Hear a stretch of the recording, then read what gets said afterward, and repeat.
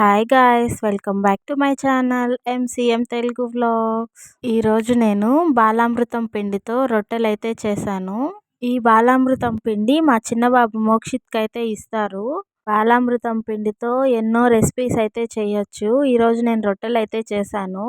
ఈ పిండిని ఇచ్చేటప్పుడే అంగన్వాడీ టీచర్స్ చెప్తారు, ప్రతిరోజు 100 గ్రామ్స్ 3 సార్లుగా పిల్లలకి పెట్టాలి అనేసి.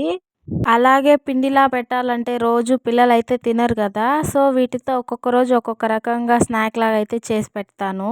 ఈ పిండితో కుడుములు చేయొచ్చు, రొట్టెలు చేయొచ్చు, ఉప్మా చేయొచ్చు, కేక్ చేయొచ్చు, లడ్డూలు చేయొచ్చు. ఇలా చాలా రకాల రెసిపీస్ అయితే చేయొచ్చు.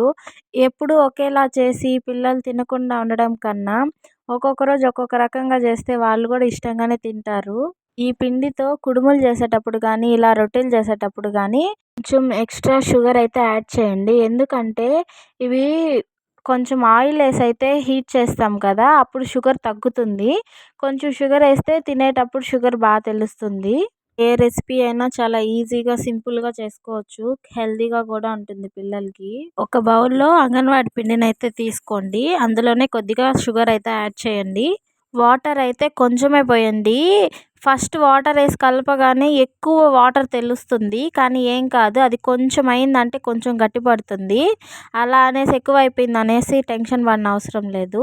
మనం ఆయిల్ ప్యాకెట్స్ అయితే తెచ్చుకుంటాం కదా, వాటిని ఆయిల్ తీసుకున్న వెంటనే పడేయకుండా ఇలాంటి వాటికి మంచిగా హెల్ప్ అవుతుంది. దాన్ని కట్ చేసేసి వాటిల్లోనే కొంచెం ఆయిల్ వేసి ఈ రొట్టెలను అయితే ఒత్తుకోవచ్చు. మీలో ఎంతమందికి ఈ టిప్ అయితే తెలుసు కామెంట్ చేయండి. అంతే, ఇంకా ఆయిల్ ప్యాకెట్ దానిపైన కొద్దిగా ఆయిల్ తీసుకొని చేతికి కొంచెం ఆయిల్ అప్లై చేసి చిన్న చిన్న చపాతీలాగా ఒత్తుకోవాలి. అంతే, చపాతీ ప్యాన్ మీద కొంచెం ఆయిల్ వేసి కాలిస్తే సూపర్గా వస్తాయి. మా చిన్నప్పుడు మా మమ్మీ అయితే వీటితో ఉప్మా చేసేది. అలాగే ఇప్పుడు నేను ఆయిల్ ప్యాన్ మీద ఆయిల్ అప్లై చేసి చేతికి ఆయిల్ అప్లై చేసి అయితే రొట్టెలు చేశాను కదా, అలా కాకుండా ప్యాన్ మీదే, చపాతీ ప్యాన్ మీదే ఆయిల్ వేసి దానిపైన అలాగే రొట్టెలు ఒత్తేది. మన వల్ల అస్సలు కాదు. మీరు ఎప్పుడో ట్రై చేయకండి, చెయ్యి బాగా కాలుతుంది. వాళ్ళ ఎక్స్పీరియన్స్ అయితే వేరే కదా, సో వాళ్ళు అలానే చేసేవారు. టేస్ట్ కూడా అప్పుడు చాలా బాగుండేది. నాకైతే మా మమ్మీ చేసినంత టేస్ట్ ఇప్పుడు రాలేదని అయితే అనిపించింది.